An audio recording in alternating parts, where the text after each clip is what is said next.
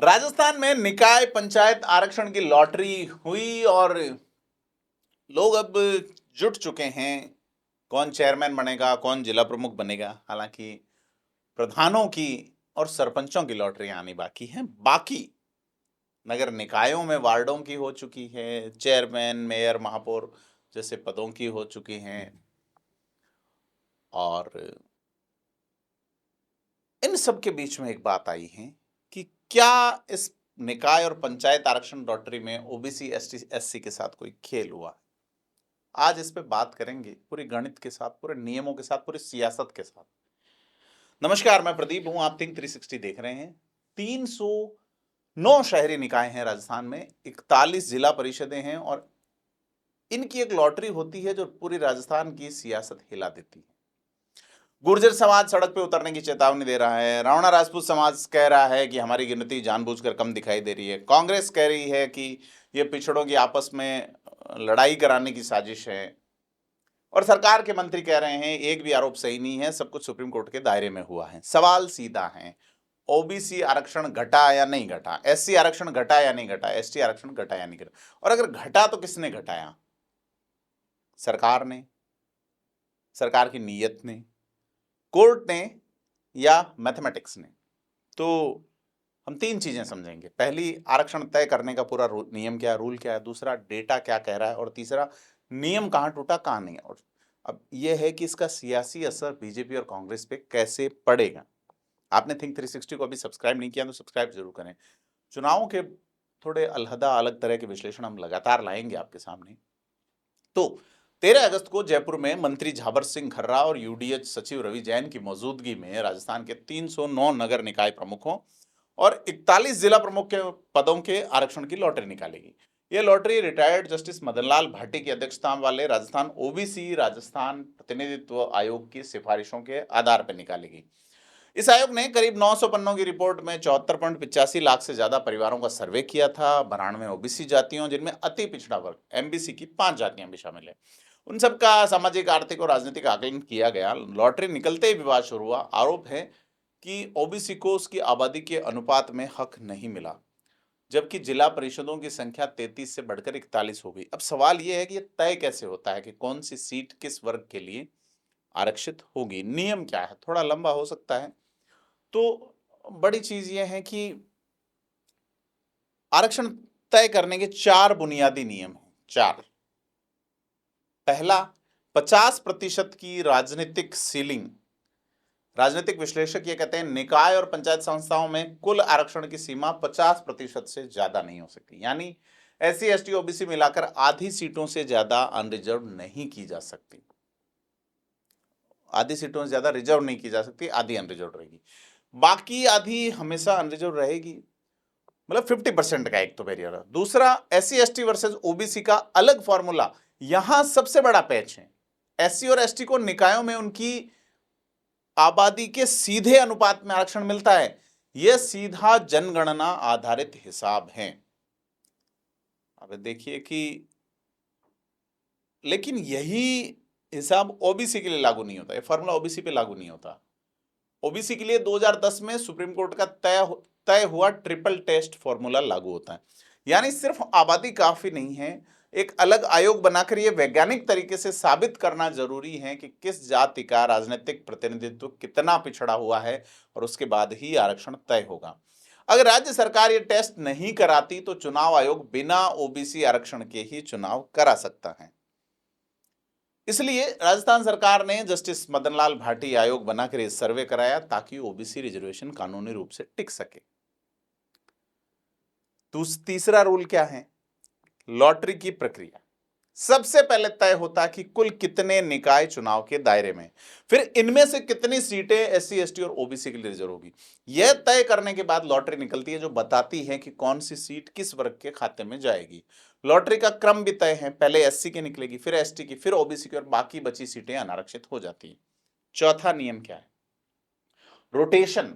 हर चुनाव में रिजर्व सीटें बदलती हैं। निकायों में, पंचायतों में, विधानसभाओं, लोकसभाओं में ये नहीं होता। जो पिछली बार सीट एससी के लिए आरक्षित थी वह इस बार आरक्षण दूसरी जगह जा सकता है, ताकि अलग अलग इलाकों को बारी बारी प्रतिनिधित्व मिले।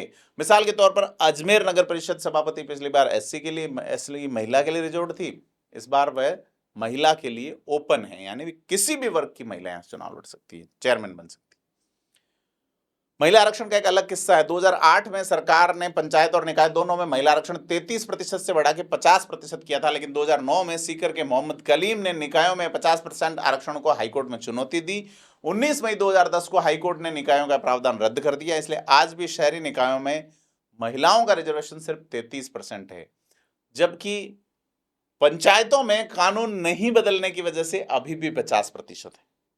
अब देखिए, दो एक कॉन्ट्राडिक्ट है। अब बात हमने की नियम टूटा या नहीं, तो डेटा क्या कह रहा है? असली सवाल है कि डेटा रूल्स से मेल खा रहा है या नहीं, मेल हो रहा है या नहीं।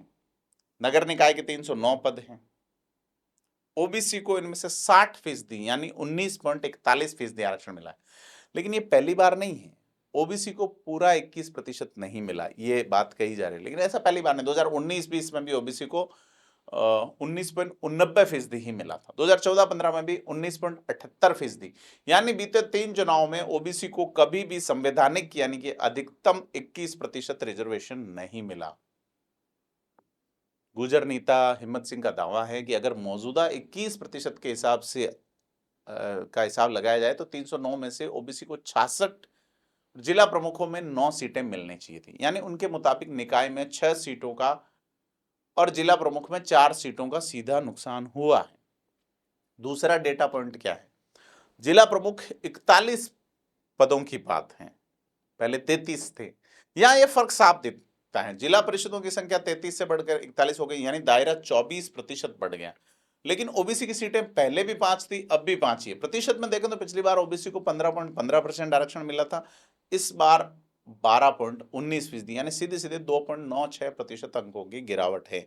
इसके उलट एससी का रिजर्वेशन 18.18 से बढ़कर 19.51% हो गया और एसटी का 15.15% से बढ़कर 17.07% हो गया, यानी दायरा बढ़ने का फायदा एससी एसटी को मिला है, ओबीसी इसी जगह अटका रह गया। एक बड़ी चीज है कि एससी एसटी के लोग अब बड़े पैमाने पे शहरों में आने लगे हैं, यह एक अलग पॉइंट नजर आता है। तो ओबीसी को सबसे ज्यादा सीटें जयपुर संभाग में मिली है, 91 में से 19, यानी करीब 21%, जो लगभग पूरे कोटे के बराबर है। लेकिन उदयपुर संभाग में 28 में से सिर्फ 5 सीटें, कोटा में 28 में से सिर्फ 5, यानी वहीं इलाकों में जहां एसटी आबादी ज्यादा है वहां ओबीसी का हिस्सा अपने आप घट जाता है, क्योंकि सीलिंग 50% से ऊपर नहीं जा सकती, क्योंकि पहले एससी का तय होगा फिर एसटी का। तो रूल टूटा या नहीं, यही ईमानदारी से कहना जरूरी है कि जो आंकड़े सामने हैं उनसे यह साबित नहीं होता कि किसी लिखित नियम का सीधा उल्लंघन हुआ है। 50% की सीलिंग का पालन हुआ है, ट्रिपल टेस्ट के रिपोर्ट के आधार पर आरक्षण तय हुआ है। लेकिन जो असली सवाल बनता है वो ये है कि क्या 92 जातुओं के सर्वे में डेटा कलेक्शन की पद्धति निष्पक्ष थी? क्योंकि यही वो जगह है जहां गुर्जर और रावणा राजपूत समाज दोनों सीधा आरोप लगा रहे हैं। अब अगर बात करें इन आरोपों की, कौन क्या कह रहा है, गोविंद सिंह डोटासरा जो कांग्रेस के प्रदेश अध्यक्ष हैं वो आरोप लगा रहे हैं कि मुख्यमंत्री भजनलाल शर्मा सरकार बनने के बाद करीब 10 महीने बाद ओबीसी आयोग का गठन हुआ, जबकि आयोग को 3 महीने में रिपोर्ट देनी थी। ये प्रक्रिया 1 साल से ज्यादा वक्त तक खिंची। डोटासरा ने इसे पिछड़ों को आपस में लड़ाने की साजिश बताया और कहा कि चुनाव अधिसूचित करने से पहले सत्यापित और प्रामाणिक आंकड़ों के आधार पर पूरी प्रक्रिया दोबारा हो। गुर्जर महासभा, अखिल भारतीय गुर्जर महासभा के राष्ट्रीय संगठन महामंत्री बच्चू सिंह बैसला का कहना है, क्या आयोग में बैठे लोगों को सही आंकड़ों की जानकारी नहीं थी या सरकार के इशारे पे आंकड़े जारी किए गए? बैसला की आशंका है कि आगामी चुनाव को देखते हुए गुर्जर समाज की जनसंख्या और राजनीतिक असर को जानबूझकर कम दिखाया जा रहा है। समाज ने चेतावनी दी है कि अगर आबादी घटाकर दिखाई गई तो सड़कों पर उतरेंगे। और जयपुर की अखिल रावणा राजपूत सेवा संस्थान ने भी सर्वे की पद्धति पर सवाल उठाया, आरोप लगाया कि उनकी वास्तविक आबादी से काफी कम आंकड़े दिखाए गए। मांग है कि आयोग अपनी पूरी रिपोर्ट और सर्वे की मेथोडोलॉजी सार्वजनिक करे। सरकार का क्या कहना है? संसदीय कार्य मंत्री जोगाराम पटेल ने जोधपुर मीडिया से कहा है पूरी तरह से निष्पक्ष किया गया है, आरोप पूरी तरह निराधार है और ये सारी जो प्रक्रिया हुई है वो सुप्रीम कोर्ट के दिशा निर्देश और कॉन्स्टिट्यूशनल प्रोविजंस के दायरे में हुई। तो तस्वीर साफ है, ये सिर्फ आंकड़ों की लड़ाई नहीं है, ये जातिगत राजनीतिक शक्ति संतुलन की लड़ाई है। हर समाज अपनी हिस्सेदारी बचाने की कोशिश में है और आयोग की रिपोर्ट अब सीधे चुनावी मैदान से पहले की सियासी मैदान बन रही। अभी ये सिर्फ नगर निकाय और जिला प्रमुख स्तर की लॉटरी है, असली परीक्षा अभी बाकी है। 17-18 अगस्त को कलेक्टर स्तर पर वार्ड वार लॉटरी निकलेगी। इसमें पंचायत समिति प्रधान, जिला परिषद और पंचायत समिति के वार्ड और नगर निगम, नगर पालिका, जिला, हर वार्ड का आरक्षण तय होगा। यही वो स्तर है जहां हर गांव कस्बे में जमीनी नेताओं की किस्मत तय होगी।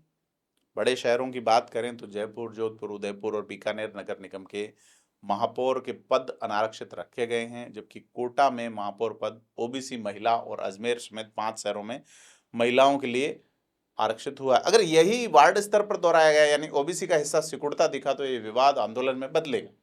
और अगर बदला तो सीधा असर आने वाले निकाय पंचायत चुनाव में बीजेपी सरकार की सोशल इंजीनियरिंग पे पड़ेगा। तो कुल मिला के बात यह है कि कानूनी तौर पर 50% की सीलिंग और ट्रिपल टेस्ट का पालन हुआ है, इसलिए नियम तोड़ने का आरोप यहाँ डेटा से साबित नहीं हो रहा। लेकिन जिस 900 पन्नों की रिपोर्ट पर यह पूरा ढांचा टिका हुआ, उसकी सर्वे पद्धति पर गुर्जर, रावणा, राजपूत समाज दोनों गंभीर सवाल उठा रहे हैं, कांग्रेस भी उठा रही है। यही वो जगह है जहां असली जवाबदेही तय होनी बाकी है। अब आपकी बारी है, आप क्या सोचते हैं? ओबीसी आयोग की रिपोर्ट निष्पक्ष है या आंकड़ों का खेल है? कमेंट में बताइए और वीडियो को लाइक शेयर कीजिए। थिंक 360 को सब्सक्राइब कीजिए। जुड़े रहिए थिंक 360 के साथ। नमस्कार।